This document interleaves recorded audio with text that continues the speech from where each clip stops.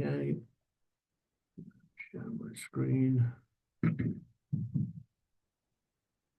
Everybody see my screen okay? Okay, great. All right, so day two, I have to say that for the recording so we can keep on track. So day two, talking about sales methodology and high-level overview for training purposes. So these slides, we're going to run through how we sell, what we sell, when we sell, all of that sort of stuff. It's going to be interactive, so please, jump in whenever you can. I said to the group earlier, try not to put something in the chat window because I don't see it. I've closed the chat window off, so I've got a full screen so I can see everybody. So if you've got any questions, just come off mute and please interrupt me. All right. Okay, so setting the stage for why we sell the way we do and looking at the key areas, our target audience, problems that we solve, and then how we differentiate ourselves. So we're going to start with the target audience on the left over here. So who are we selling to? So our clients are typically hiring managers, obviously, HR leaders, HR business leaders, and or business owners or business leaders. Those are our clients that we are as salespeople that we're going to be talking backwards and forwards about getting their business and helping them fill roles. But the candidates are also our customers, as I've said on my magic triangle. And I was saying this to the experience group earlier, and they said we've never heard anyone say like that. So it's a really good opportunity to share this. So if you were talking to me and I'm a candidate looking for work, you're the sales guys and girl, and I come to you and I say, "Hey, Robert, I'm looking for a job. I'm a production manager from a manufacturing company. What sort of questions do you think you could ask me as a salesperson for you to get information for yourself to generate more leads? What kind of questions could you ask candidates? And you understand the difference between client and candidate, right? The candidate being the person we place at the company, the client is the company. So we're talking to a candidate. What kind of questions could you ask candidates to get referrals and leads for yourself? Anything spring to mind? I guess experience level mainly. Yeah. Um, I guess how long they're looking for the person to be there for, or position they're looking to fill, stuff like that. Okay. And what about you're a salesperson, right, Robert? And you're let's just say you're in manufacturing. That's the vertical you've chosen, and you're looking for client leads. Okay, you're looking for your own client leads. And I come on your radar, and I'm a production manager, so I'm already working at a company. What I would ask that candidate if I was in the salesperson position is you can get three buckets of information. The first one is where are you right now? Who do you work for right now? Right? Can you introduce me to anybody? The second one is where did you work prior to that?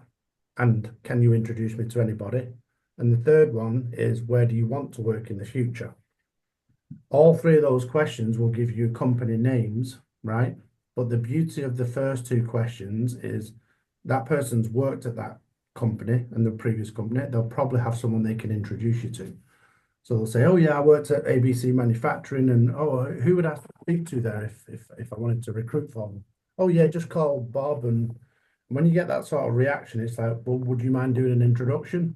No problem, and that's how you get introduced. And then warm referrals, that knocks down so many barriers before you even get there because that person will call Bob and they'll say, "Hey Bob, I've just got this great person. He's in recruitment. He's selling it for this recruitment company. I think they're really great. You should talk to them."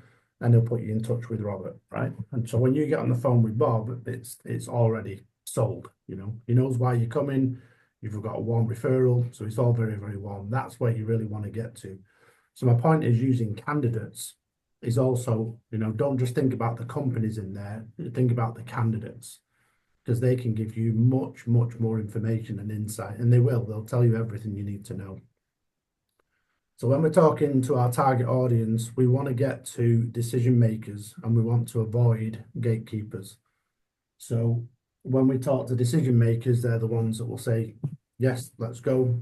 Let's get the contract terms in place. So if you think about a typical, I'll say, corporate company, mid-sized company, if you've got a person as a hiring manager that's separate from HR, right?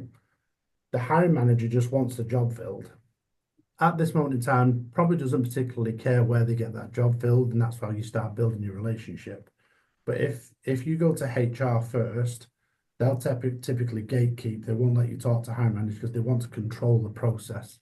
So you want to be trying doing both at the same time, wherever possible. Get to the decision makers as soon as possible. Once you get there, then you're going to ask yourself, like, what are we solving? So again, for clients and for candidates, these are the questions that I would typically ask the client. So what are we solving for you? How can I help you here today? Why am I sitting here? What's going on? And you'll find that it's one or two, three of these things. They're either struggling to find talent, period. They're under pressure because they're losing revenue, or a department's not performing, or something is underperforming because the people are not there, or they've got a very high turnover, a high churn of people. So, and it could be all of those things. It could be other things, but for the most part, it will fall in one of these three buckets. If you've got high turnover, you've got to be very mindful of that. Is that we could send somebody in there and they could walk out after a few weeks and go, "Ah, I'm not working there."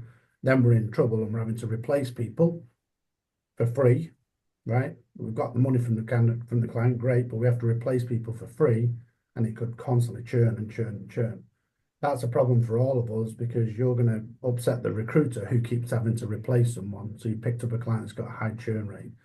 So what I was saying earlier is some of the best things you can do is do your research. We'll talk about that in a short while about your prospecting on the front end. When we give you the leads, or even if you provide your own leads, is do your prospecting and analysis on clients first. Doesn't take long, and I'll show you exactly how to do it. When you're talking to candidates, which is more on the recruitment side, but you will get candidates approaching you. Over 70% of Americans, unfortunately, are miserable in their careers, right? And over 60% of that 70% are actively looking for a new job. Right? That's how high it is. And if you put that there's 200 plus million people at work right now, that's a big, big chunk of people that are out looking for a job. That means they're not focused, they're not happy, they're not paid well. That's a huge market for us. And that market is just going to get bigger and bigger and bigger. So they're stuck in a job, they're underpaid, they're not getting growth anywhere, they're being mistreated or whatever, the churn rates, all of that sort of stuff. So that's when we talk to them about what we can bring to the table. And our differentiation is this. We can talk about speed and quality and industry expertise, but we really want to develop that consultative approach. And what do I mean by that is rather than going in and saying, hey, I'm a recruiter, I can solve anything you want. What do you have any work for me? Is you go in and give them examples of how we've won in the past that's relevant to that client. And we'll talk about that when we get through to the kind of the scripts and things like that. We're going to talk about clients, but we want to show them how we approach things differently than everybody else and how committed we are to making sure that they get the absolute best bang for their buck. So that's what it's all about, that value add. So the question at the bottom there is, what do you think, let's say our clients, your clients, what do you think companies' biggest hiring headaches are? What kind of springs to mind? Like if a company's really struggling to hire people, what do you think the main problems are? Experience. Mm-hmm. I would say the pool of candidates is just so small for them. Yeah, for sure.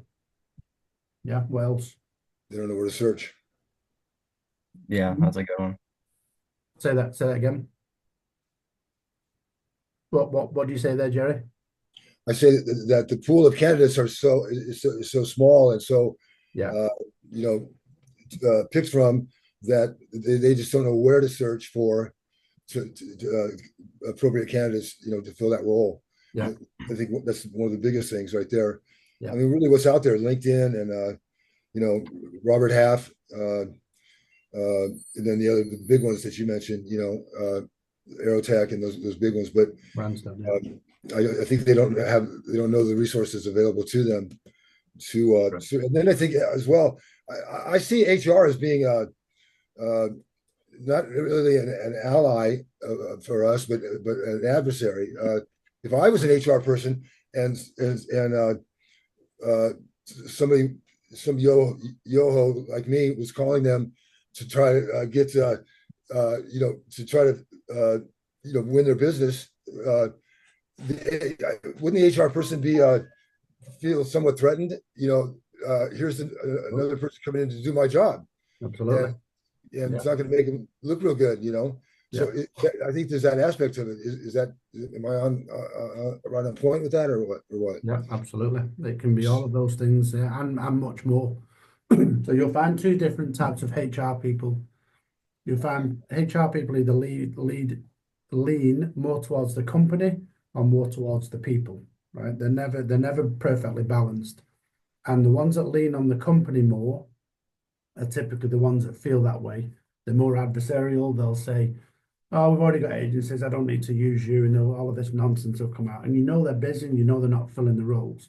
The ones that lean more towards the people are the ones that genuinely care about getting people's, and that's what ties into our passion about pushing people into the right careers for the right time, for the right moment, in the right location, all of the stuff that lines up. So everything you've said there is all absolutely on point. There's thousands of reasons why they have hiring headaches.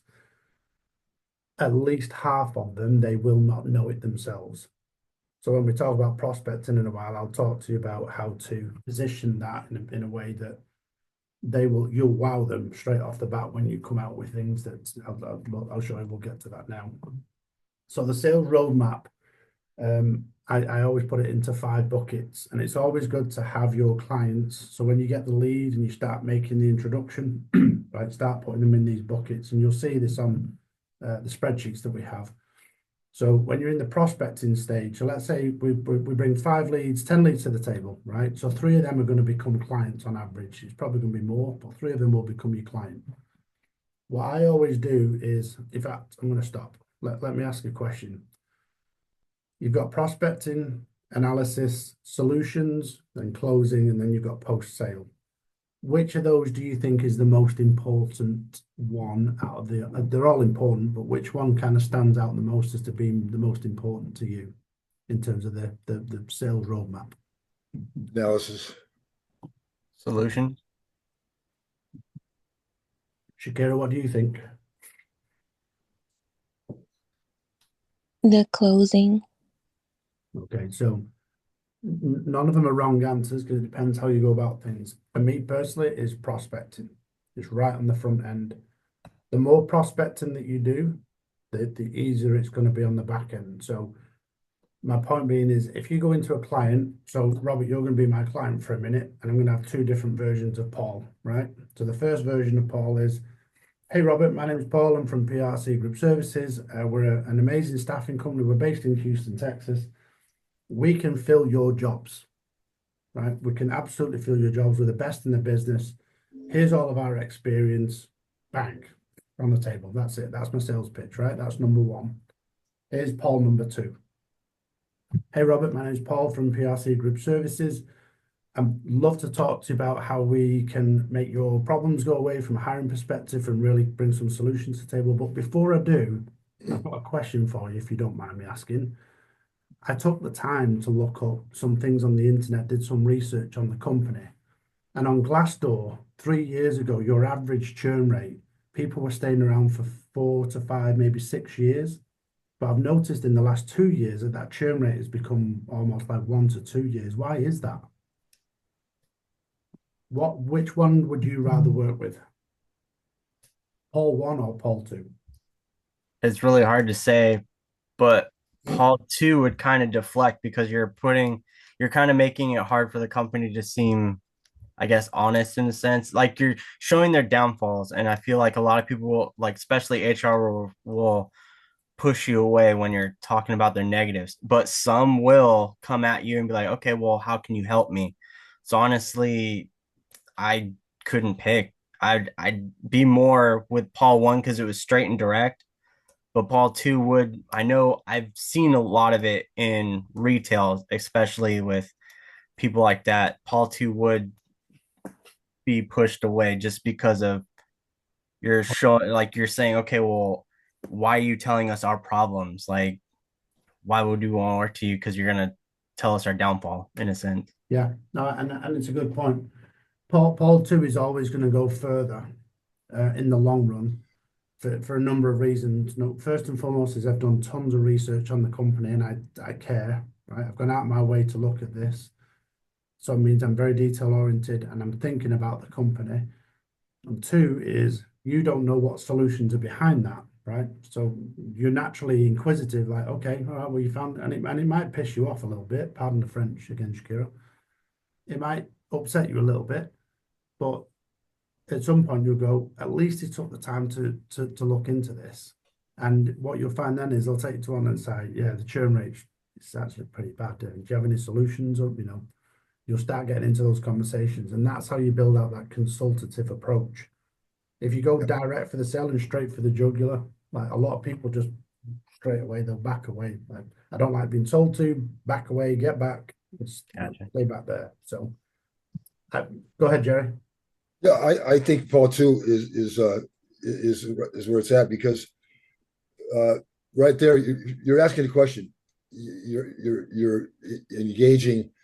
You're attempting to engage with the prospect. You're asking a question, and the only thing that follows after that is a response. And that's telling you which way to go. But it's going to put off a person who that individual is now confronted with the fact that he does have a high churn rate, and it's an issue. But the savvy business owner is going to go, well, if this person is seeing that there's a high churn rate, then other people are seeing it as well. I mean, it's there. It's a reality. Okay, so let's identify it and change it. And so here's a person right now can solve that problem right there. I mean, nobody wants their glass door to be south or any other online write up about them at all. I know from experience that it's so sad that we live by stars in our world, but we really do. When the business owner gets a bad review, it's a big deal. Mm-hmm. And so that's already there. That poor review is already on Glassdoor. Yeah. So if this person is seeing it, perhaps potential candidates are seeing it as well, simply adding to the high churn rate, simply adding to I'm not getting this role filled. So it's going to put them off. A little bit, but the ones you want to work with are the ones that are going to get past that right away. And move into a solution. I picked Paul too, by the way. Yeah. Oh, good. No. I mean, again, neither of them is a wrong answer. But the way I like to train people is you're going for that. Like, if you go for the first one, you're going to get grab quick wins, right? But it's going to be very transactional. You'll still get wins. But that second one is the person that's going out above and beyond everybody else. You're going to stand out.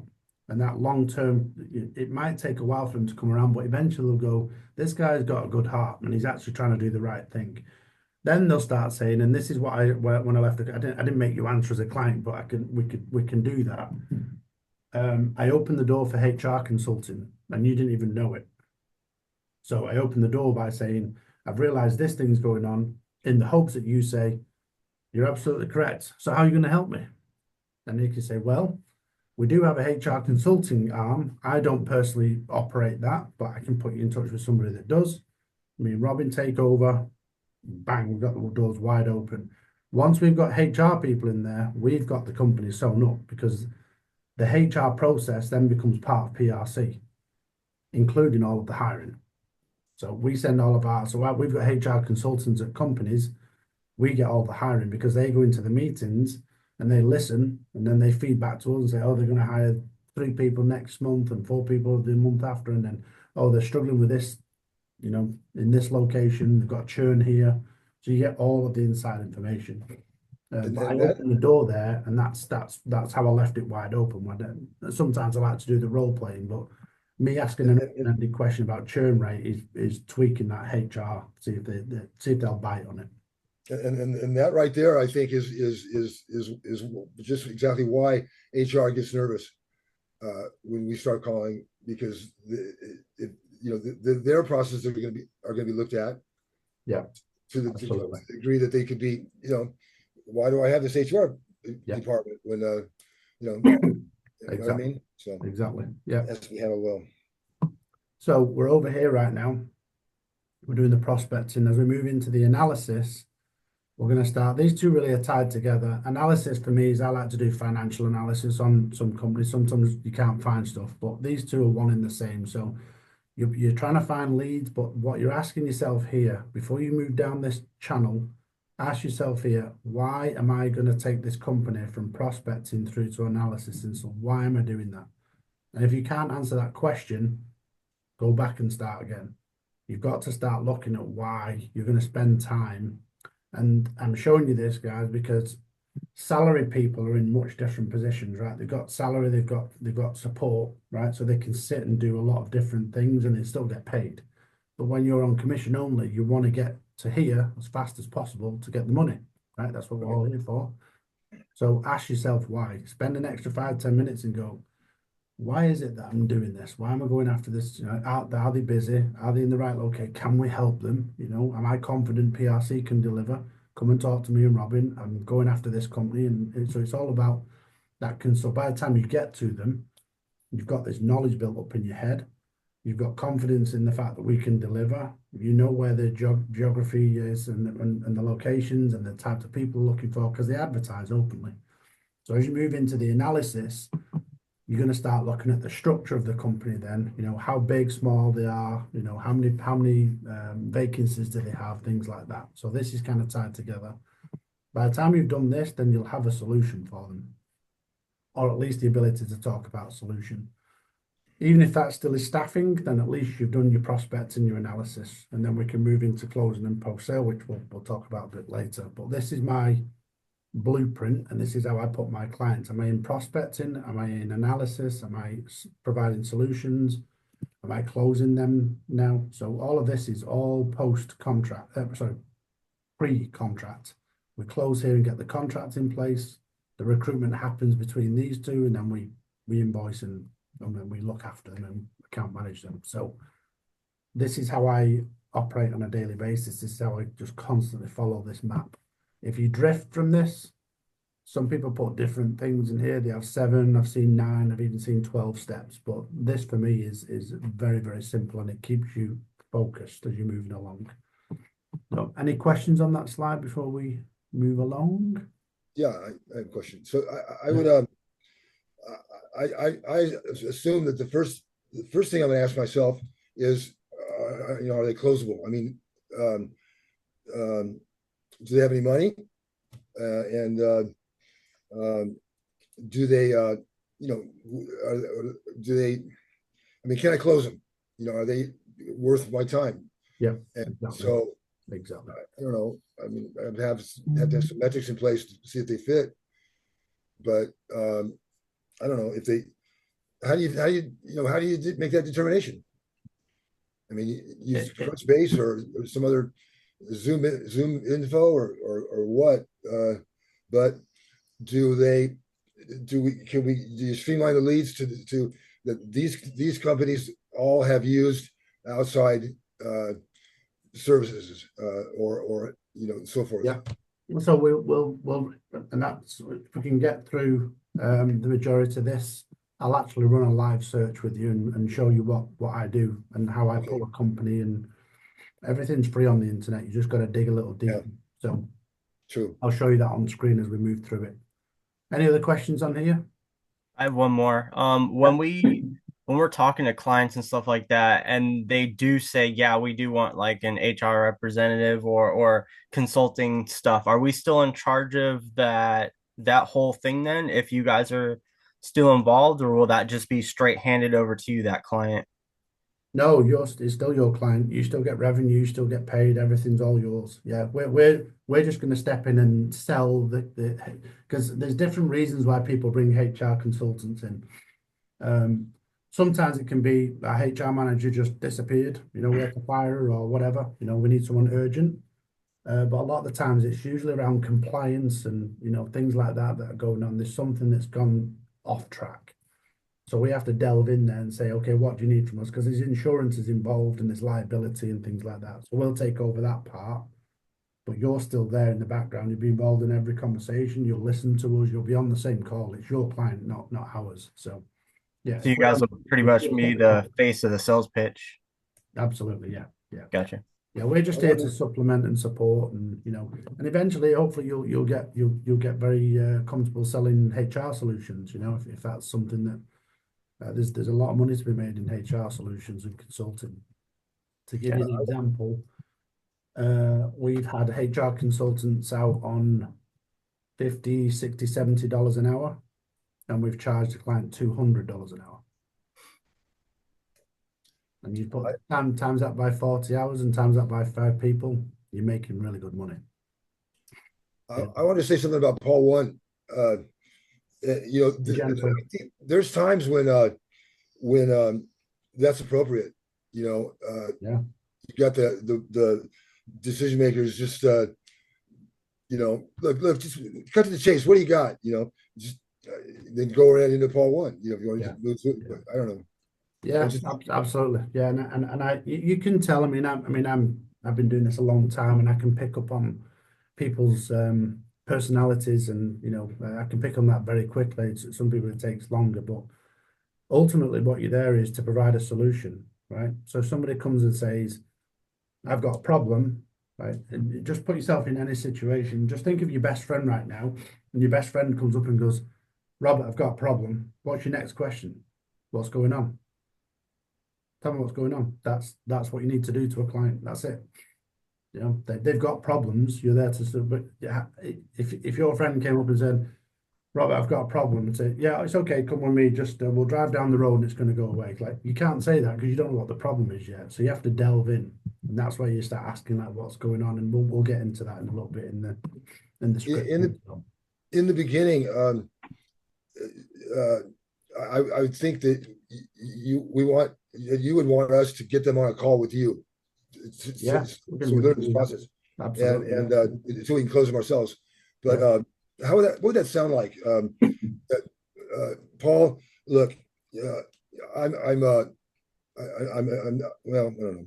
So Paul, the best thing I could do for you is if you could find 15 minutes that we could set up a Zoom call or otherwise with my experts, and we can get into this and I'm trying to see how I can help you. Yeah, that's it. See how I can help you. See if we can help you, not how. If we can help you, there's going to be some clients you can't help for sure. Yeah, but do you need more than 15 minutes with them on the phone? I mean, I want to know whether to pitch in 30 minutes or 15. Anything past 15 minutes is, I think. I let clients dictate that. I'll tell and let them send you the invites as well, because that tells you everything. They'll send. The great thing about when they send you the invite is you get their email address, you get to see who else is on the call, and you get to see how long that they've put it in for. So if they put you on for a 10-minute call, you know that they probably haven't got a problem yet, or they're not very serious about you. So your goal is to extend that 10 minutes as much as possible. Okay. But if they put you down for an hour, there's a robust conversation coming and you're going to be on the call for a while. But I just open and say, "Look, guys, I'm here to help. I'm not here to sell you anything. I don't even know if we can help right now. I understand you may have problems. Jerry's invited me to the call today. How can we help you? What's going on there?" And say, "Well, I don't really have a problem. I don't know what's going on." Well, do you understand what we do as a business? And I'll start guiding them. "Do you understand what we do as a business?" "Yeah, I understand you're a staffing company." "Okay, but we do HR consulting as well." Drop the penny. And that's what we provide. We provide temporary and permanent solutions. We do retained and exec positions across the board. We've got lots of different skilled recruiters. Does that fit into anything that you need right now? And you're just trying to provide solutions. And they'll say, "Yeah, well, maybe we've got this coming up." And okay, tell me more. Tell me more. Tell me more. And you just slowly open them up and open them up. And at the end, sometimes you have to say, if they say, I need a purple squirrel in Timbuktu, and sometimes we have to say, "Sorry, I can't help you." We're just going to be one of those staffing companies that can't help you. Or we say, how many, and you'll hear me dig on this if we get on calls together, is that, have you tried somebody else? Oh yeah, we've tried 5 other agencies. Why do you think that they failed? Well, it's just not the people out there. So what makes you think that I can find the people if, like, do you think there's people out there? Well, there's got to be somebody. Okay, well, I mean, that's going to take a lot of time and effort. Clearly, everyone else has given up. And that's when I'll start pushing the percentages up and the payment terms down, and I'll start playing with that to get them on board. So there isn't a position on the entire planet that's not fillable. It's just some are more difficult than others. And you just got to provide, you got to be thinking, how long is this going to take? Don't forget, guys, you're on sales, right? So the minute that you get that role and you hand it back, it's not your problem anymore. That's the recruiters, unless you decide to be 360. You're selling to somebody else and just constantly churning. I'll be driving the recruiters and cracking the whip in the background and come on, we've got to get that job filled, got to get the job filled, So I handle that on the backside. So makes sense. I'm sorry if I'm sniffing and coughing. I picked up a horrific something or other on the airplane back from Canada. Okay, so techniques in prospecting. So as I said on that last one, it's the foundation of success in sales. And if you don't have quality leads on the front end, it's just going to become a disaster on the back end. But there's two types of leads when they come in. There's inbound and then there's outbound. Okay. So does anyone know what the difference is between an inbound lead and an outbound lead? I believe an inbound one's when it's a business to business, and outbound would be someone reaches out to you. Kind of. So an inbound one is where you'll get a company coming out the blue, which is everyone that's in sales has this theory where they think, I wish I had all of these clients coming to me and asking me for asking me to service their business, right? Because they're coming to you, you don't have to do it. That's actually one of the worst positions you can be in, and I'll tell you the reason why. When somebody's coming inbound, like if a company calls and says, hey, I've just noticed you're a new recruitment company in the area and I really want to talk to you, and we've got a problem, the problem is going to be a lot worse than what they're saying. Because if they're calling you, they've probably called everybody else and someone else has said no. Or they've got something that we just cannot help them with. So when you've got lots of inbound leads, you've still got a lot of sifting to get through. Whereas with outbound, you're controlling the process. You're the one that's driving the process. You're the one that's got the why in your head. Why am I calling this company? I can see they're busy. They do this. They're in my vertical, whatever we decide to do. That's when you've got full control. Most people have it completely the opposite. I'd love to have all these clients coming to me and knocking on my door. You do not want that. So if you're a hairdresser, for example, and you do men's hair, but you put something out there that you just say, I'm a hairdresser and I do everything, you're going to be turning away at least 50% of your business is going to be women, and another 10-20% is going to be kids. So I can't help you. I can't help you. Well, why did you tell me you're a hairdresser? Right? That's what happens with inbound leads. So you've got to be very specific about what you can provide. So when they find you, or if they find you, they know exactly what they're getting involved with. And that's a very, very challenging one to do. So outbound is always much easier to control.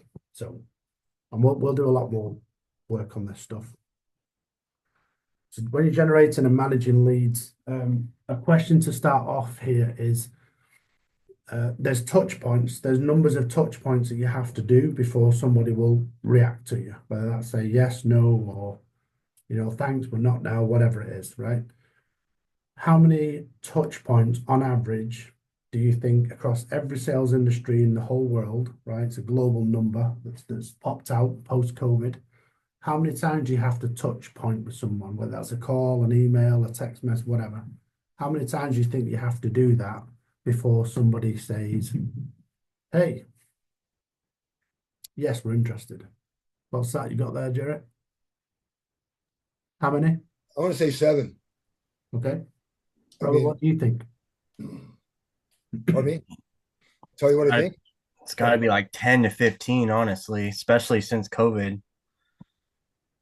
Okay, Shakira, what do you think? I don't think there is a number. So Yeah. pre-COVID was what Jerry just came out with. It was 7. It was always 7 was the magic number. Post-COVID, absolutely right, Robert. It's actually 12 Really? on average right now, right?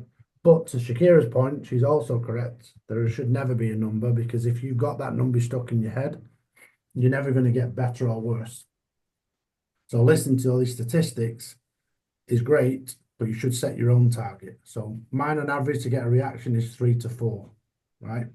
I do a call, an email, LinkedIn, but the 4th time I hit them is normally when they're coming back to me. On average, most of the time is 2nd or 3rd at the most.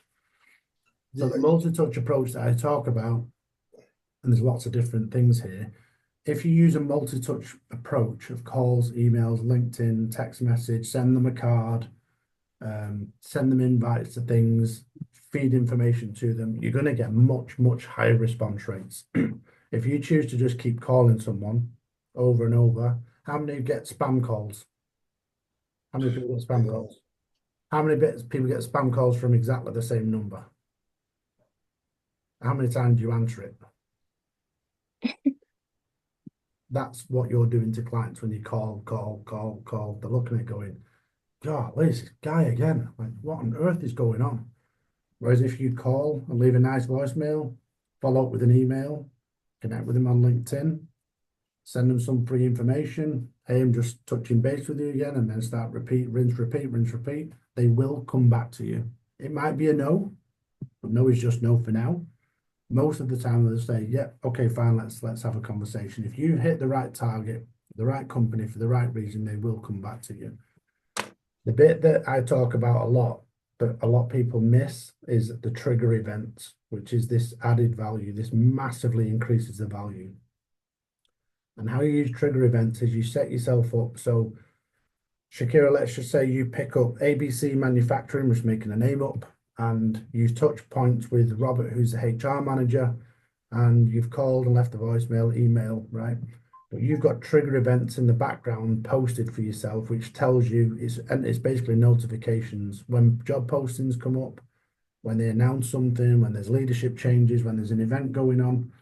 Those trigger events is what you grab hold of and you push them through. So in that case, if I was in Shakira's shoes, I'd say, let's say Robert puts on there that he's got a job posting and he's attending a HR event in Dallas, right? So I would go to him and say, hey, Robert, I just noticed that you said you were going to attend the event in Dallas. I'm probably not going to be there, but I hope you have a great event, and I'm just touching base with you again. It's just another touch point to get your name in front of them. You're not asking for anything, but you're paying attention. I'm going to ask Shakira here, is the lady in the room. Shakira, which one do you prefer? If you're in a bar, I'm going to put you in a bar setting, and there's a guy in there. There's 2 guys in there. Both of them are very good looking. One of them is just glances at you, doesn't really do anything, and never looks at you again. And then the second guy, who's just as good looking, but pays you a lot more attention and keeps looking and smiling, eventually comes over and buys you a drink. Which one are you more likely to go on a date with? Guy number 2. And it's no different with clients. If you choose to be the first guy where you glance and walk away, they're going to do the same to you. If you give me the second guy where you just glance, you smile, you're polite, you go over, you buy them a drink, you don't ask to get married. That's what a lot of people do. Do you want to get married? You know, do you have any work for me? Do you have a contract? Like the amount of times I've seen that, I've gone, oh my, please don't do that. You wouldn't do it to somebody in a bar. If I walked into Shakira's in a bar and I walked up to her and said, my name's Paul, you want to get married? And you don't even know who my name is, you can be like, what on earth is, but we do it to clients all the time. So just keep that soft approach. They will come to you when they're ready. You don't have to push them and force them. That's when salespeople fall miserably on the face. We're not knocking on doors selling widgets or towels or door alarms and things like that. We're selling a very, very high-end professional service. And that's a totally different approach. So does all that make sense? Yeah. Any questions on that? No? All right. Good. Okay. So I think we touched on this yesterday. Yeah, all three of you going at this full time, right?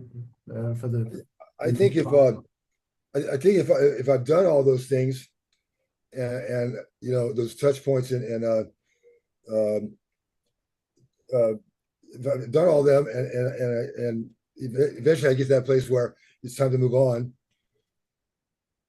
That when that person experiences that situation, you know, all of a sudden they need an HR person, or all of a sudden they need something, they're gonna the likelihood of them remembering me as well is high, and they're gonna call, and you're gonna get closes from work that you've done sometime before. Yeah, absolutely. So 100%. it's important to you know stick to that process. I think.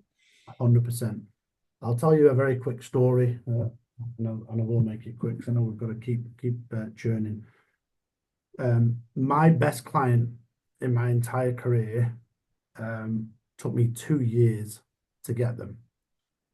And I rang this guy, and the only reason I persisted was because two things. One is I knew they could help them, and two, there was a boatload of money to be made in there. So it was when I was in sale, I was doing a 360, and I was in blue collar recruitment back in England, and the company was called Drake and Skull. It was a big mechanical and engineering company that fitted out buildings. So a construction company would go in and start building a building. They would do all the electrical, mechanical stuff. Huge company, massive. And I rang this guy. He was a Scottish guy, but he lived in Manchester, and he was called Bill. And unfortunately he's passed away now. And he hated me. He told me, I'm not going to say in front of Shakira again, but you can imagine, Scottish guy, full on. He told me everything, threatened me, stop calling me, blah, blah, blah. He kept persisting and persisting and persisting. Even when I went on vacation, I would call from a call from a phone just to change the number, and he'd pick it up. Hey, Bill, it's Paul. Phone down, right? Just constantly, never let him go. And when I broke them, when I finally got into them, I found out there was a new building site in the middle of Manchester. It was a crazy busy street, and all the security fence was around the outside of the construction site, and I couldn't get on site, right? They had security guards. I'm like, no, you can't come in. So I went and got my business cards from my car, and I was gliding the business cards through the gate, trying to get them to land on the step where the hiring manager was sitting, and somebody like grabbed my collar. What the hell are you doing? I said, well, I'm trying to get a hold of that. And he said, well, you're littering and we're going to have to, you know. So basically I wasn't arrested. It was a security guy, but he pulled me inside, walks me, frog marches me in. He's like, this guy's throwing business cards all over the floor. And you could see the guy was like, what? You know, what are you doing? So I told him this story. I've called Bill for the last 18 months and I'm trying to get the business. And then he's like, so you recruit people? He said, we're desperate for people. I know you are, but I can't get past Bill. He's like, right, let's get Bill on the phone. So he picks up the phone. Hey, Bill, I think he was called David or something like that. David, I'm down at Manchester. And he said, there's a guy in here that's been gliding business cards at our windows and he's desperate for you. And I heard Bill say, is it Paul Ratcliffe? And he said, are you Paul Ratcliffe? I said, yeah. And Bill said, put him on the phone. And I was just like this. And he said, right, Paul, you've got a chance now. He said, you're clearly not going to go away. I need 20 guys there, but this was like 4 o'clock in the afternoon. I need 20 electricians on site tomorrow morning. You let me, one person doesn't turn up and you're done. Don't ever call me again. I'm like, okay. And he said, why are you still on the phone? I said, go. And I ran out. We didn't have cell phones then. It was pay phones. I ran out and found a payphone, called back to the office and said, get all of these resumes out of all these electricians, start calling. We had to call everyone on the phone then. We didn't have emails, text message, none of that. It was phone calls. And we sat there till midnight and filled that job. And I ended up having 500 or 600 people with that client, one client, for the best part of 2 or 3 years for the rest of my time with that company. And it was just down to perseverance. I knew I could help them and I knew what he was looking for. And I knew that I could fill it. I could anything that he asked me for, I was going to do it. That's sometimes what it takes, right? And Bill remained, even when I left I left the blue collar business, went into oil and gas. He remained a very close client friend of mine for many, many years until he passed away. I'm not saying you need to be 2 years down the line, but I saw that value in that client.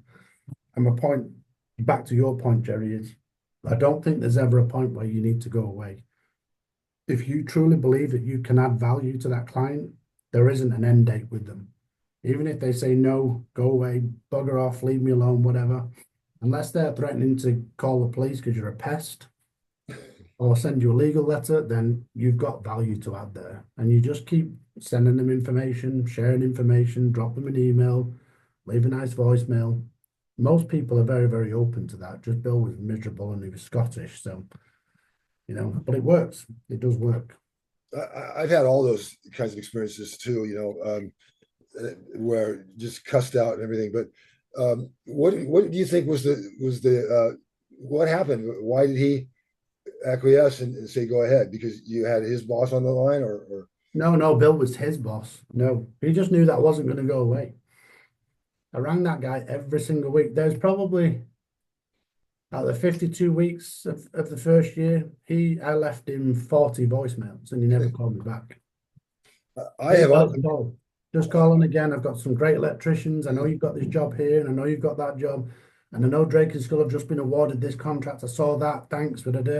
Just keeping in touch. Never called me back. Never called. And then when I finally caught him sometimes on the phone, he'd put the phone down and persisted and persisted and persisted. I have given business to many times to those who have just God, this guy is just won't let up. Okay, man, go ahead, let's do this. Exactly. It works because it gets to the point where you're like, okay, he's clearly got something for me, and just go back to, we can use Shakira again as a lady in the room. If there's a guy that you don't particularly like for whatever reason, but that guy persists and persists and persists, eventually you're going to go, you know what, I'm going to give him the opportunity because he clearly thinks a lot of me. So let's go on a date together. Let's find out. You're at least going to give him the opportunity to come and talk to you, right? That's what it's all about. It's just being very, very persistent, but not pestering. There's a very big difference in people get them two mixed up. And sometimes they'll give you a referral too. Yeah. I mean, once you're in, the doors fly open. I mean, it's incredible. There isn't a feeling like it. I tell you, when you get that win, and the client comes in, it's like you're in. It's amazing. We won one today, so it's great. You just got to persist though, but persist in the right way. Let's say we only had phone calls then. Now we've got emails and texts and LinkedIn. We've got all this information coming from us. And I actually meant to tell you before on the prospecting, if you go to ChatGPT and say, give me the latest information on Drake and Skull, and this is the guy that I'm trying to chase, scrape the internet and see if you can find, and what are their latest financial, it will tell you everything within a split second. You can pull all of that information, and then when you go to them, you go in that with that knowledge of, I've done my research on you, I know that you're X turnover, you're in these locations, and people think, okay, you're taking the time to go out of your way to learn about us at least. It goes a much longer way than just trying to sell something on the fly. So I put this slide together. This is, and I start a lot sooner than this. I actually start at 6 a.m. is my first phone calls, but I wanted to put this together as this is what my schedule looks like for the most part until we kind of got into this PRC and what we're doing now. This is how I would set my day up, and I would move it around based on what's going on and what I needed to do. But I would put things in my calendar. Okay, move on to this, now move on to this.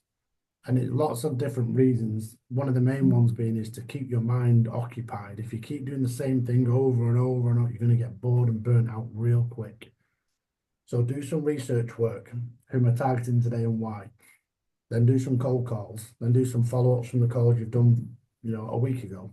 Then do your updates on your CRMs, get some emails out the door, and then you've got some post-sale stuff going on. Go and grab a lunch if you can. Go and do it with a client, great. Anything you can do in the afternoon presentation-wise, that's when I do one between 1 and 3, which is exactly what I'm doing now. And then your cold calls and your follow-ups again. And then your admin at the end of the day.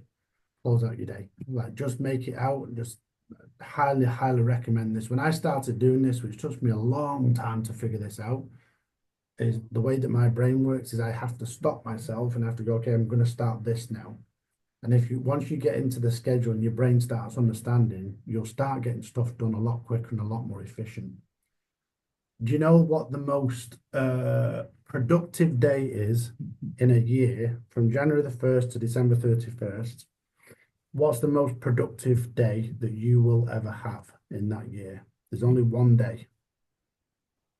You know what it is? I think it's December 24th. What do you think, Robert? I don't know. New Year, last day of the year. Maybe. Shakira? Today? Any idea, Shakira? Yeah, I would say New Year. So the most productive day you'll ever have is the day before you go on vacation.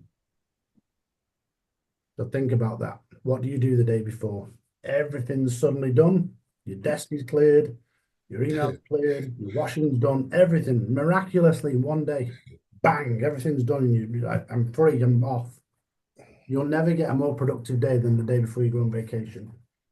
I get people to think about that on a regular basis because if you did that every single day, you would be an absolute rock star in this business. Absolute rock star.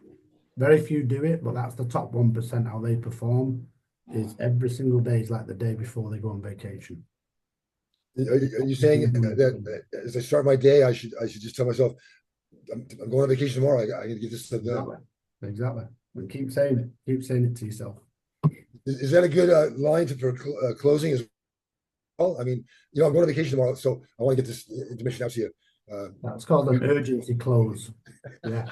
Something's happening. You need to give me that contract now. Yeah, that's an urgency. It does work. It does work. I can imagine. Well, the one that you'll all have heard of is the discount runs out tonight if you don't sign it today. That's an urgency close. Yeah. So I don't like using closes on people like that because you're basically lying, but things happen. Okay, so when you're cold calling, this is not a script for you to follow. The relevance in this is that there's 4 pieces to anything that you have in terms of a phone call or even an email for that matter. So you've got your introduction, you've got your relevance, you've got your value statement, and then you've got your ask, right?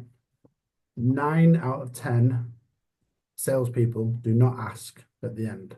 They'll come up with the introduction, they'll tell you how relevant everything is, they'll give you a lot of value, and then they'll put the phone down. Or they won't ask on the email. Again, you'll develop your own script in this, but this is, hey Robert, my name is Paul, I'm with PRC Group Services. I noticed that your company's hiring sales reps. Is that correct? And you'll say, yes, because you are. Well, we actually specialize in high-performing sales reps and managers that drive revenue and growth. Like, you're like, oh, okay. You can't say no to it. I'm not asking you for anything. It'd be really great if we could grab 10 minutes to understand what your hiring challenges are. When will be a good time for you? So I'm not giving you the opportunity. Now, that is a hard, fast close. Most people will pull back on that and they'll feel the pressure, right? You don't need to do that. I've used this, but you use it when it's appropriate. The point is you have to have introduction, relevance, value statement, and then the ask at the end. Don't forget the ask. On email, text, whatever you do, there's an ask at the end. Think about it before you get on the phone. Don't do it in the moment because it will sound robotic. Prepare yourself ahead of time. I'm going to tell them this. I want to get this point across, and then I'm going to ask them for this when it's appropriate. If you flick them around and get them in any other order, it goes south really quick. So if you listen to this is, hey Robert, my name is Paul, I'm with PRC Services. It'd be great to grab 10 minutes if you understand your hiring challenges. When would that be a good time for you? That sounds like a really shitty salesperson, right? Sorry, Shakira. A really bad salesperson coming at you like hard and fast, and I don't have any time for you. There's no relevance, there's no value in there. Your answer will be like, who are you again? Right? When you add the relevance and the value in there, it answers a lot of predisposed questions that people have. So this is a structure. That's all you need to write down is intro, relevance, value, ask. Phone calls, emails, conversations. We're going to have a conversation now. That this is the framework that I use when we're having conversations. Our presentations that you came through to look at and you ended up joining has all of this framework put in place in the background. If we don't do all of this, if I said, hey, we're PRC and we're great at recruitment, and fill out this Google form. And I don't introduce myself, you're like, what is this guy doing? So we introduce ourselves, spend a lot of time talking about who we are. Then we talk about the relevance, about what we're trying to do. You pick up on our passion and all of that stuff, and it's all real. It's not, it's very natural and very normal. And then we talk about the value add that we do, and then we ask you to join at the end. So you see the framework, no different in everything. If you're asking hopefully Shakira would never have to ask a male out because the world's going a bit crazy. But if you're asking a female out on a date, you would use this same framework. Right? You have to understand, introduce yourself. You have to have some kind of relevance, some kind of common ground or something to talk about. And then the value add, where are we going to go and why? What time can I pick you up? It's all the same framework. It's just all done in a different way. But these are basically your starting points for anything that goes on from there. This is a framework that you need to use for everything. So if you write those 4 things down, that's always going to be the framework you need to use. So make sure you always add the ask. So anybody done cold calling? How does this resonate with you now? Think about one of the cold calls that's gone either right or wrong. Which part have you added or which part have you missed? I'm just going to mute myself while I cough. Sorry. My cold calling has been with a widget involved, so it's quick and I have not done a terrific amount of consultative type sales. Okay. So walk me through that call. Sell me a widget. So your widget right now? Sure. I'm looking for Paul. That's me. Hi, Paul. Jerry here. I'm with ABC Widgets. Yeah. And I understand that you from time to time like to entertain new widgets on the market. Is that true? Do you employ widgets? I do. Yeah, that's You correct. do. Great. Yeah. So now we're in the relevance stage, right? Yeah. Perfect. Correct. Well, I guess some great things to show you. Why don't we do this? Well, first, before that, I would talk about, right off the cuff like that. I usually got a script, but my widgets are. Gary, just stop and think about value. Yeah, my widgets have been proven to increase revenue and reduce workload and things like that. So if those things are important to you, when we set up a 10-minute call and show you exactly what we can do for you and how this will just increase business all around. Yeah. So all you hesitated on then was the value. That's like, so just understand the value. That's the key piece for it, because everybody. With your approach, you're not asking for any money. No, you're not asking for anything. You're bringing value to the table. The money will come later if you bring value to the table. Absolutely. People have a framework and they have these value systems and so forth, that when a salesman walks in the room and everything changes, because of their preconceived notions and their framework and the way they communicate. And so if I can disarm that right away I'm not asking you for any money. I'm not going to ask you for a credit card. I'm not going to ask you for, I'm only asking for 10 minutes of your time. That's a big deal. I think that takes, right there, as opposed to calling in and asking for, okay, go ahead and get your credit card 4 numbers at a time. It's a whole different, concept. Exactly. No, make sure you have that framework: intro, relevance, value, ask. It works every time. And when I say works every time, it doesn't get people across. It stops people from getting upset with you. But the thing that excites me most, bringing value to the table. The thing that I'm excited most about, and why I've chosen to come on board with you, is that you put, how can I help you first? Yes. How can I help you? I'm here to help you. Yeah.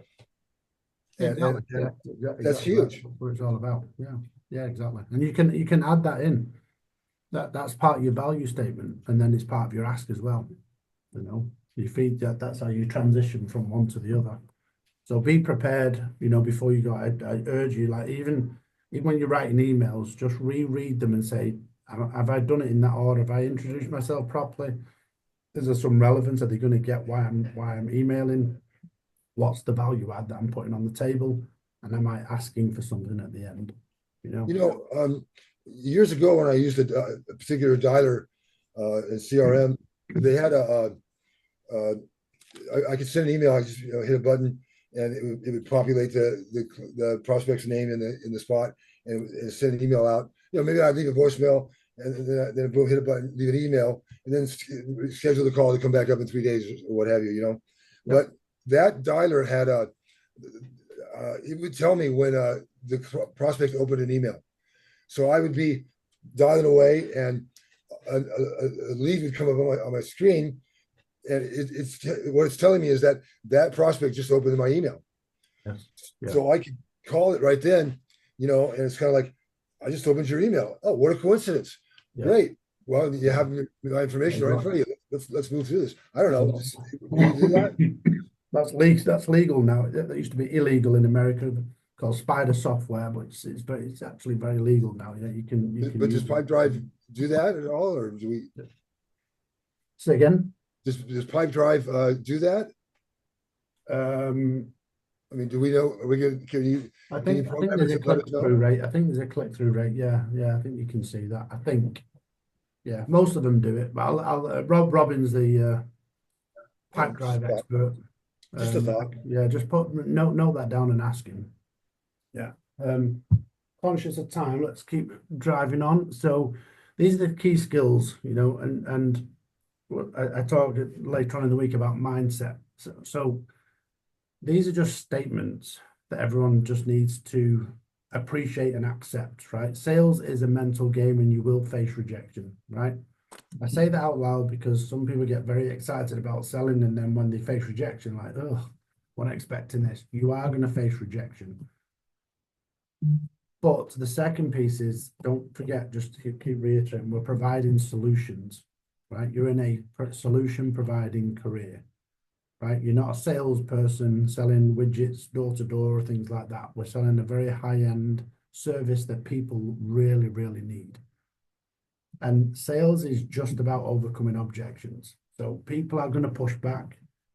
They will give you reasons, which I call excuses, as to why they don't want to move forward or they don't want to see you or whatever, right? That does not mean to say that you cannot keep knocking on the door. As I told you, my persistence, not pestering, paid off after 2 years with Drake and Skull. Of course, I was calling 50 other companies at the same time. But this is what we're in, and it's sales is hard, it's tough. It takes mental resilience, but it will come together. I promise you it will come together if you stay persistent with it. So we want to, from not talking to you to dancing is where we'd ultimately like to be. So I've got this very strange way of talking to people about reverse engineering how to get to a client. So before I say this is a very non-sexual thing. It's got nothing to do with sexual exploits at all, but it's going to sound like that. But I have to caveat that before I start. So Robert, you're the sales guy, and you are going to go to Bob, who's ABC Manufacturing. He's the director, and he oversees all of the hiring, right? And you don't know Bob. My goal for you is to be in bed with Bob and his wife, right in between them at night with your arms folded, and you're talking to them both and getting on really well. How does that sound to you from a sales perspective? Do you think you could get there? On a personal level, yeah, On a professional level? It's a bit for weird, right? sure. It's a bit For weird. sure, yeah. Right. So I start there because most people start with nothing and try and build. I start at the end and come backwards. So you want to go to Bill and their wife, and then I'll say, okay, maybe you don't want to be in bed with them. How about having breakfast with them, but in their house? Could you do that tomorrow? Of course, you're going to go, well, probably not.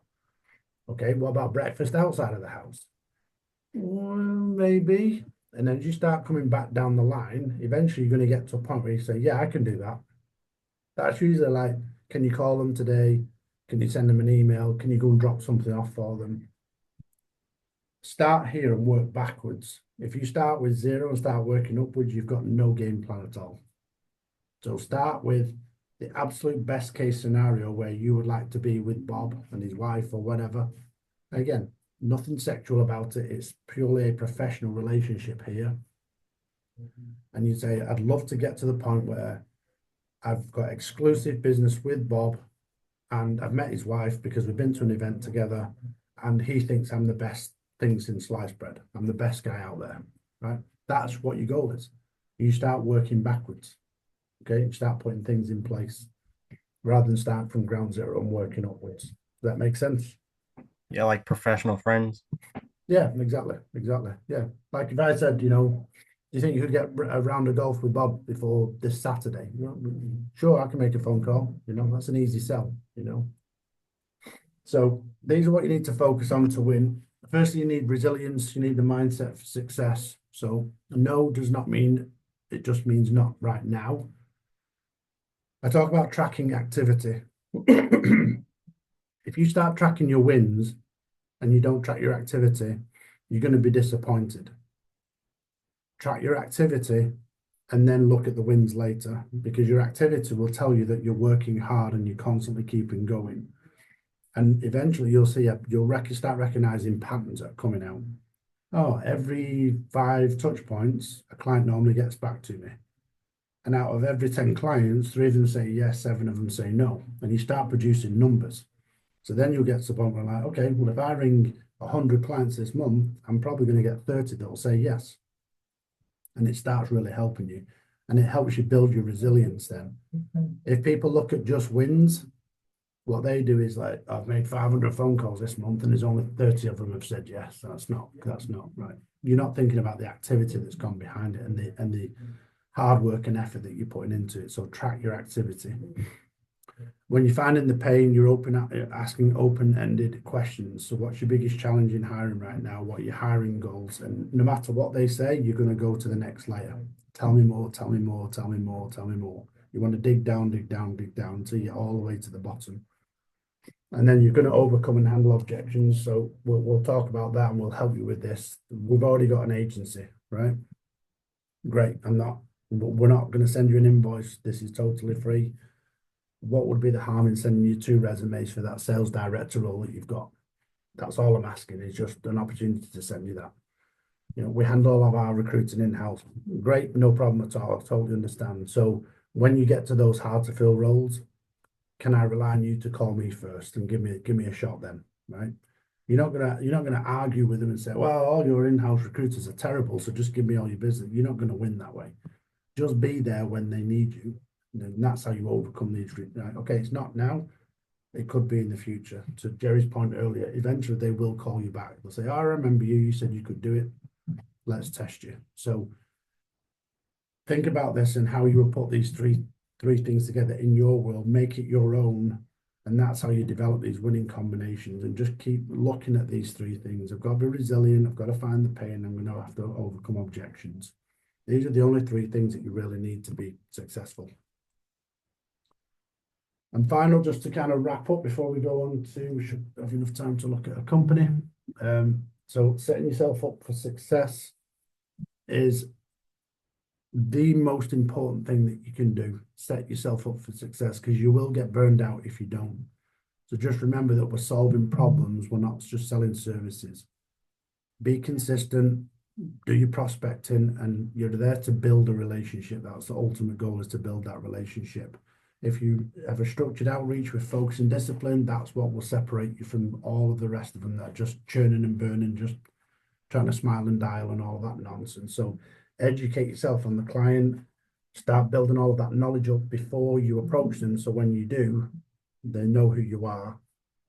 And you've also, a lot of people miss this, and I said it earlier, I'll say it again, is if you build up your knowledge and you say things outright off the bat, you're already overcoming a lot of objections that they'll naturally use to push you away.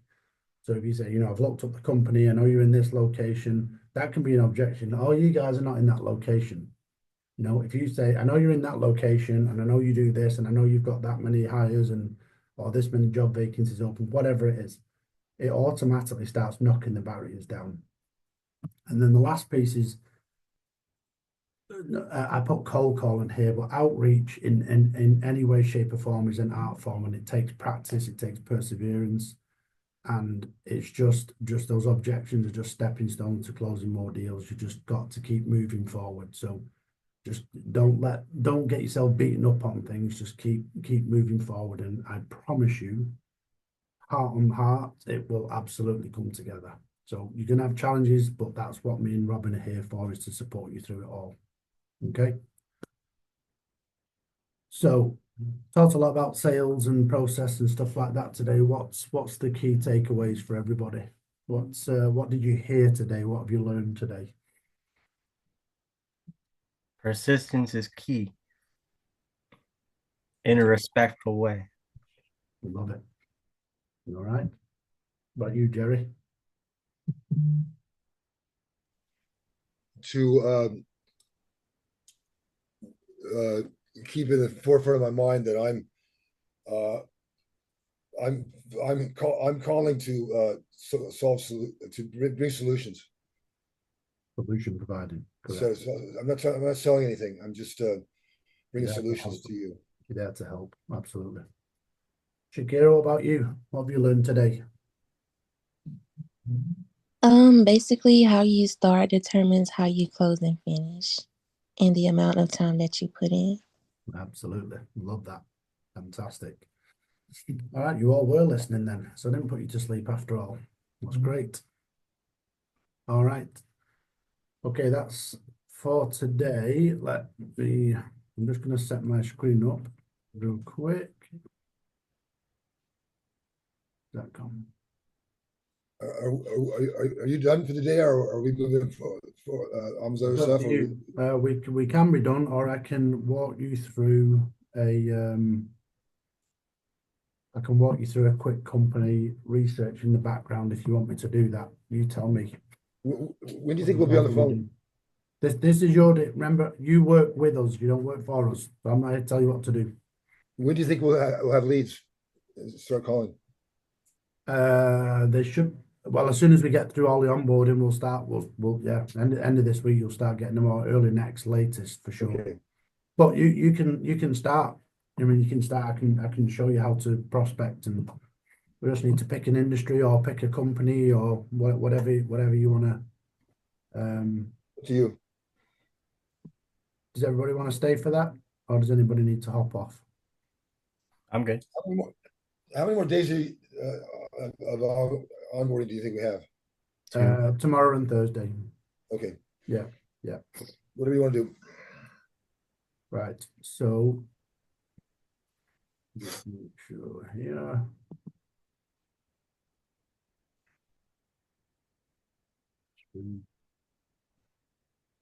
See my screen again. You got my screen? Yep. Yeah.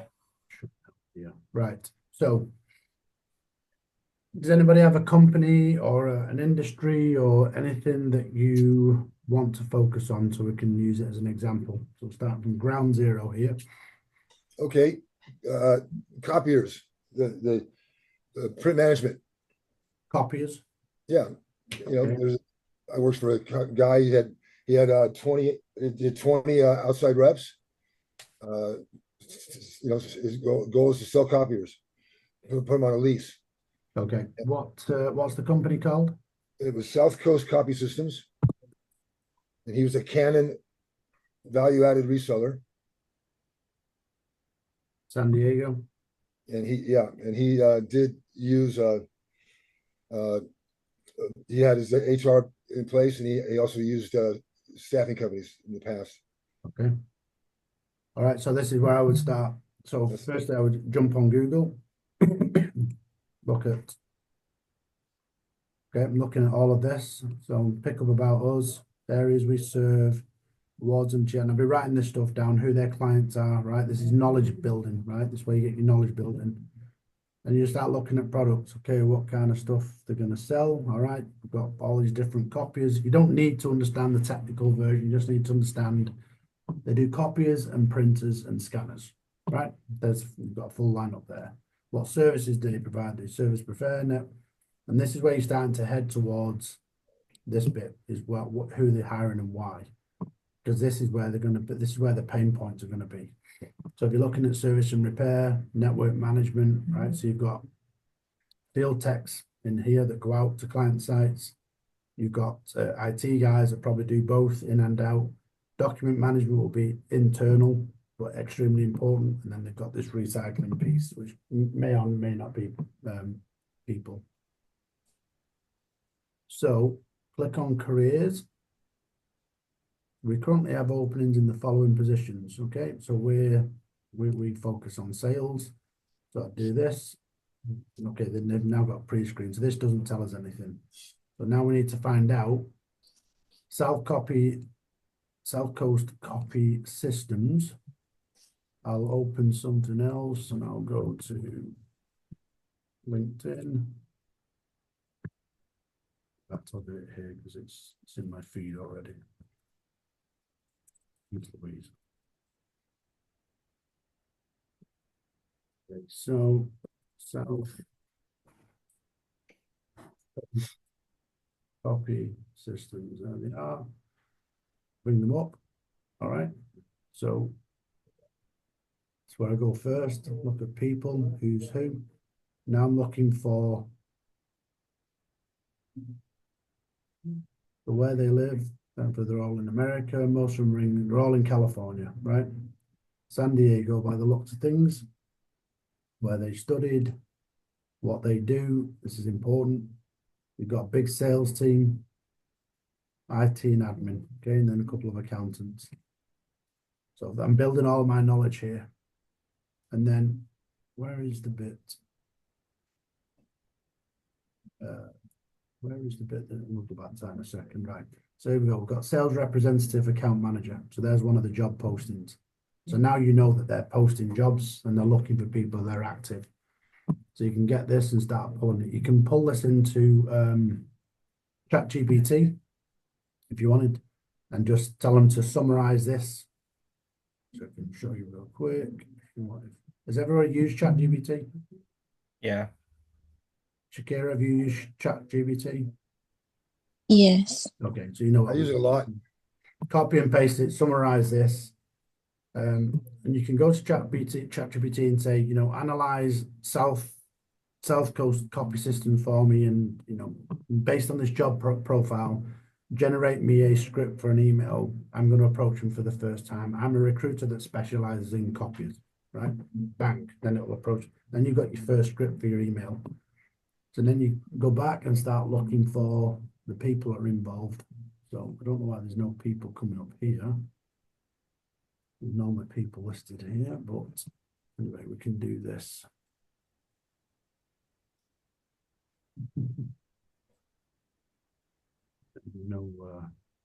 Looking at people.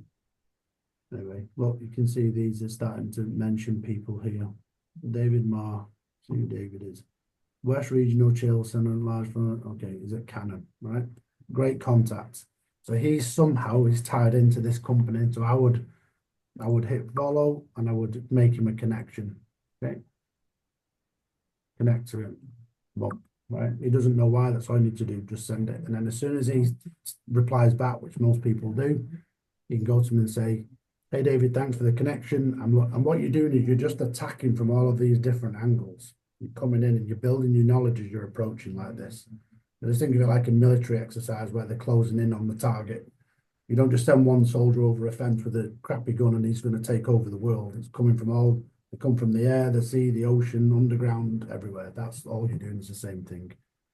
Okay, so you want to start finding people that work there as well. So systems. I'm going to put it all in. I'm sorry, I'm a little confused. Why am I looking for people that work there? So you can start approaching them. You want to find out who HR is, who the hiring manager is. I So noticed sometimes using the company's name and searching it in Google and saying staff or stuff like that, sometimes you'll get results based on like, I guess Indeed if they have stuff out there. Usually the hiring managers are the ones that are posting the Indeed posts and stuff like that. yeah, exactly. There's a million different ways. I mean, this is how I get to people real quick. But there's a guy here that looks like he's done a good job for them. Okay, there you go, Brett Hargrave, right? So I'll hit follow and then I'll connect with him. Bang, it takes 2 seconds. Field Right? supervisor. And then take this name and then oops and go to these things in the way. Push down a bit. Go to first search.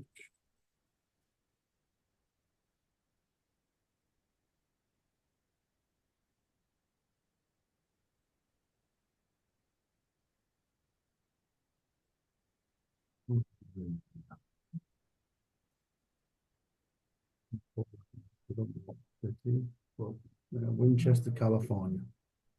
That's probably him. Look at this guy. But I mean, let's just say that it's this guy, just for argument's sake, 43 years old. Tells you everything that he's rented, his businesses, he's been involved, all his addresses, current phone number. Sometimes you'll get emails in here. I never click on this because it takes you into a different, it feeds you into Zoom info, I think, something to get you to pay for it. But you can pick up like the current phone numbers. Give the guy a call. You know, once you start building your knowledge up, and I would call him and say, hey Brett, I know you don't know me. We've just connected on LinkedIn. I really appreciate that. I'm thinking about approaching South Coast Copy Systems. I specialize in finding salespeople for the copier industry. Who'd be the best person to talk to there, right? He's either going to say, yeah, talk to this person, or say, why don't you send me your information and I'll pass it along. That's like the worst thing. No one's ever going to tell you to go away because it's very non-threatening. You're not trying to sell him anything, you know. And that's how I just start building it up. Is there anybody else in there? And look at who he's connected to. He's probably connected to all of his colleagues. So once they become a connection, you can see their connections as well. See what his contact info says. It's just on there. And you just start adding this to pipe drive and start putting who's associated and just keep pinning it in there. Exactly. Gotcha. You start building your database out. And eventually you'll come across someone that's the contact for that. And that's when you move into your providing solutions. So we're essentially creating leads as well, not only getting leads from you. You can, yeah, because we pay a higher percentage point on leads that you provide for yourself. Gotcha. So you earn more money as a percentage if you do that, for sure. Let me just see if I can move this one. So most of the leads that you guys get aren't ones that you've essentially reached out to. Some of them have come to you as an inbound, but not all of them, correct? It can be anything and everything. Yeah, we've got leads where they come in. We've got a lot of leads that come in. But then you have to sift through and find out if they're worthy. And that's what I was saying before. Them inbound can sometimes trip you up as well. Yeah. We've got lots of outbound going ones, and we've got a platform called Agency Leads that verifies that they've actually used a recruitment agency in the past. So when we approach them, we know that barrier is down already. You know. Gotcha. So when you drop them in a pipe drive, you'll let us know if they've used you or if they're the ones that contacted you for us to know. I believe so. Yeah, I think it differentiates. Yeah, but we Gotcha. the way I approach excuse me, the way I approach leads probably is exactly the same every time. As if you never talked to I them. know nothing. Yeah, because you've got to do that research on the front end. Because if you don't, you're just gonna keep running into problems, and you want to build this knowledge up. Especially if you decide to go into the copier industry, right? You want to be the guy in the industry that everyone's coming to because you know everybody, your networks, you've got the knowledge, you know about the industry, you go into the events, you're seen, you know, everybody sees you there.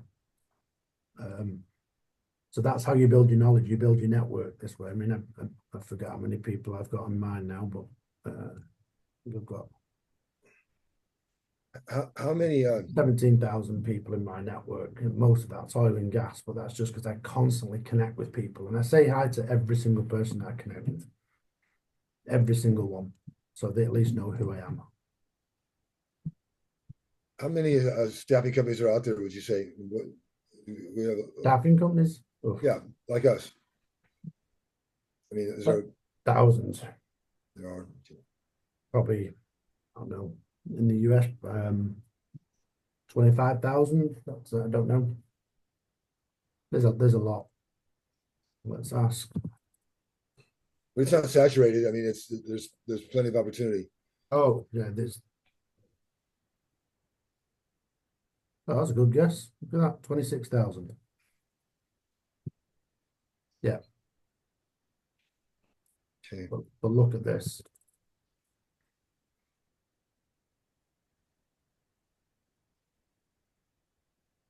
And you think with Can you see that? yeah, I see it. 7.6 million as of February job openings. You think with more layoffs, which is happening, and AI coming on the scene, eliminating roles, that there's going to be even we're in a good place. We're in a good spot. Absolutely. Yeah, because I mean, you remember the trend that I showed you in the staffing industry, you know, that it's an upward trajectory that every year on year on year on year. You know, I remember when we've had all sorts of technology come in place. Oh, it's going to replace recruiters and it's going to take recruiters out. The only thing that AI can replace is anything that a human being can tell it what to do through prompts, or it's an automated task. Like manufacturing, AI is going to be in manufacturing, but AI cannot fix a machine. AI cannot oil a machine. AI cannot move a machine from one factory to another. AI can't drive a truck from one place to another. It still needs people to stand there and monitor what's going on. Just tells you how to fix it faster. Yeah, maybe. Yeah, maybe. Yeah, yeah. But there's never ever going to be enough staffing agencies to cover what's going on out there. Just never. It's impossible. And the amount of ones that come and go, and that 26,000 are the ones, you know, that they've registered as a staffing agency with the Department of whatever it's called, where you get your industry number, your industry code from. I forget your NAICS code. Department of Labor. Yeah, Department of Labor. Thanks. And if you went and looked at those, I guarantee you at least a third of them are not actually doing any business right now. Where they've set up, they probably have one client, and this is what happens with a lot of them. They'll get one client, they'll get very comfortable, and that client drops, and they're done. They're out of business. We're totally different in that. We're constantly moving forward, and that's why we're getting salespeople to constantly keep pushing and pushing and pushing, and to become the best out there. So we're not going anywhere, and the industry is absolutely not going anywhere. We are perfectly safe. I can't tell you what that's going to be like in 20 years from now. It might be different, but we may be living on Mars in 20 years from then, and we don't need recruitment agencies, period. Are we a headhunter? Are we a headhunter? Yes, correct. We are a headhunter. Okay. Yes. Yeah. Does that all make sense? There's a lot more to this. I'm fast tracking it because we're short of time, and I can do a full run through with you if you want me to do that, where I get into a lot of heavy detail and show you how to pull all of the information together and put it into a script, and can do all of that. But do you get the general gist of what we're trying to do? Is it fairly clear? Your research is key. It's not just about checking out who they are. It's when you start talking to them, you're going to differentiate yourself immediately when you start talking about what's happening in their business before you've even spoke to them. That you've taken the time to go out and find this information. It blows the mind every time, every single time. Some of them don't show it off the bat, but I've had clients come to me later and I said, you know what, how are we doing? And they've said, you're the only one that came out and said, you know how many job openings and how many locations we've got, and you seem to understand what we do as a business. And it's just research. That's all it is, guys. And it's all out there. It's all free. It's right in front of us. And you can see that took 2 minutes, 3 minutes to get one company nailed down. And then once you've done your approach, move to the next, because we're waiting for Brett to get back to us. You know, we've called him, we've left him a message, we've pinged him on here. I don't think he's in touch with me just yet, but he's only got 115 connections. So he's not active, he's not very active, he's never posted anything. You know, he's been 23 years, he's been at the same company. What does that tell you? They're a great company to work for, right? So, and then all of this stuff down there, you sometimes pick up people as well. But you know, like I said, I can go do a full run through with you, but the research is absolutely critical. Because when you start talking to them, they're going to be mind blown when you go to them and say, "I've done my research and I know exactly what you do and why, and therefore I know how I can help you." Make sense? Yeah. When reaching out to them through emails, do we just try to make it a little bit more personable, or do you guys have already pre-made like digital pamphlets and stuff that we attach to our emails to send out? Yeah, So they have a little bit more information. Yeah, we have all of that, and we have email scripts as well, and anything you want. Just again, we take the script and chat GPT it and say, you know, I'm going to approach this company for the first time. This is who they are, and it will go and look at them. Okay, put this in, and it'll come back with a great email script. But we've got basics for you to start with.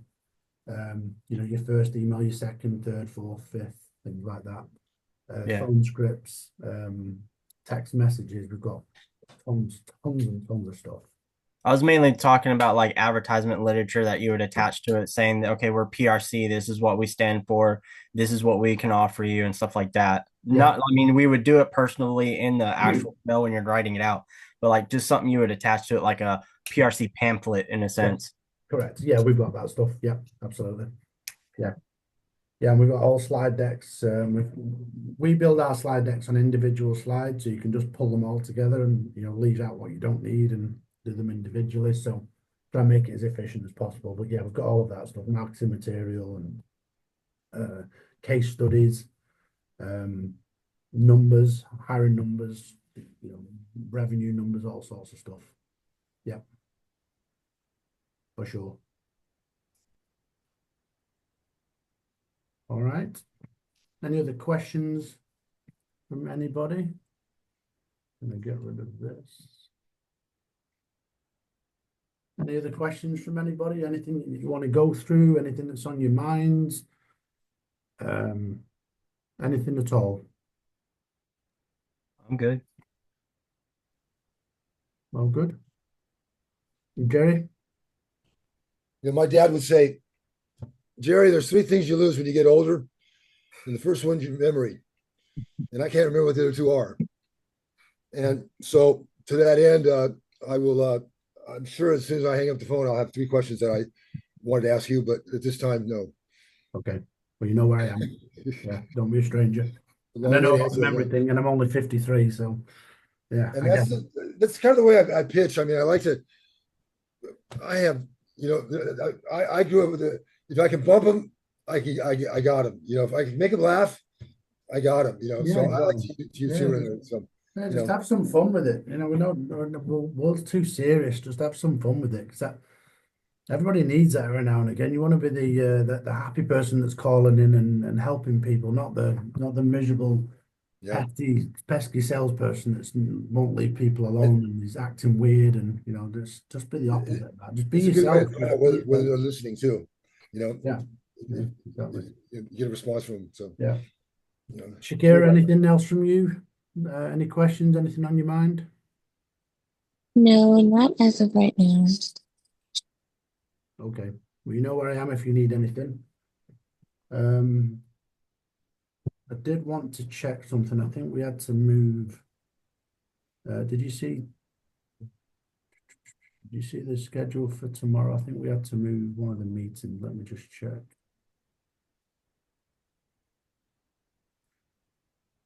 Yeah, tomorrow we had to move it through to 12:30 Central Time. Did everybody get that update? No. What time tomorrow? I think it's 12:30 Central. 12:30. Okay.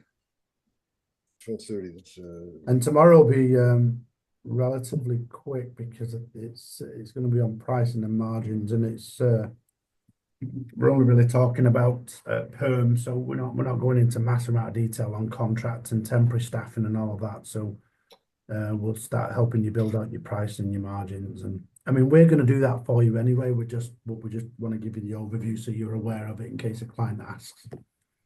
So it'll be relatively straightforward tomorrow, and it should take an hour. We'll be done. okay. Yeah. 12:30 tomorrow. Yeah, but are you saying you don't have the invite update? I had well, no. I didn't get it. I just got about the power outage thing that Robin sent over. Something about a power outage. Yeah, that's let me just ping Robin.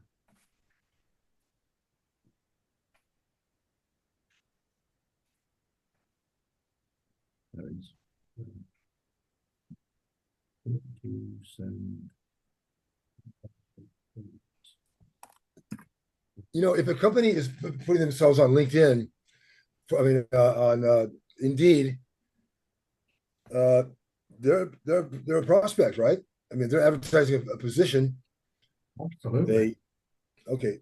Absolutely, yeah. Yeah. Yeah, I mean, that seems like there's leads forever there.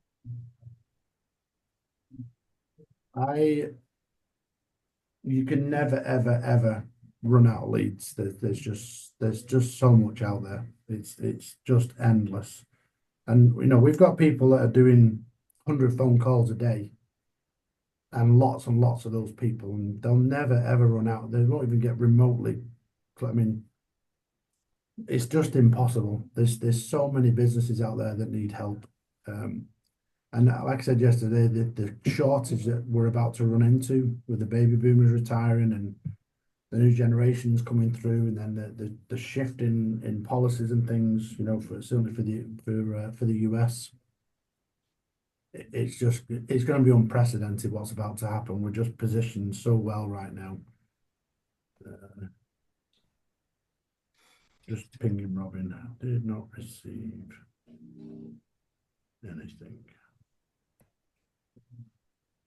Okay. All right, I've pinged him. Let's see what he comes back with. He's a little stiff around the neck because he had that surgery, so he's moving slow. Well, that's his excuse anyway. I'll let him stick to it. What kind of surgery did he have? He had like a fatty mass that had built up on his neck. He had a lump in his neck here, like it was pretty big, and it went all down in his back, and it actually separated the muscle at one point. So he had to have it all taken out. So they don't really know where it came from or what it is. It's just one of them weird human things that goes on in life. So, but he's fine. He got through it all. He's just really stiff. He just can't. He's doing this kind of business. Can't move his neck. It's quite funny actually because you tap him on the shoulder and he can't turn around fast enough to see who it was. So you see how I'm spending my day. Not going to last very long, so you got to have fun while it's there. Poor Robin. That's exactly what I said. Yeah. If we ever get to meet, you'll see we're constantly at each other like that. We do like to have some fun. So, not all seriousness. So, all right. Well, I'll leave you to it, guys. If you have any questions, you know where I am. You've got my cell phone. Please don't hesitate. Otherwise, I'll make sure that invite gets out today, if you haven't already got it somewhere. And 12:30 tomorrow, and we should be on for about an hour. And we'll run through pricing and margins, and then we'll keep going. You got Okay. it. All right. Thanks for everything. Thanks, everybody. Have a great day, everybody. You as well. Yeah. Bye. Bye.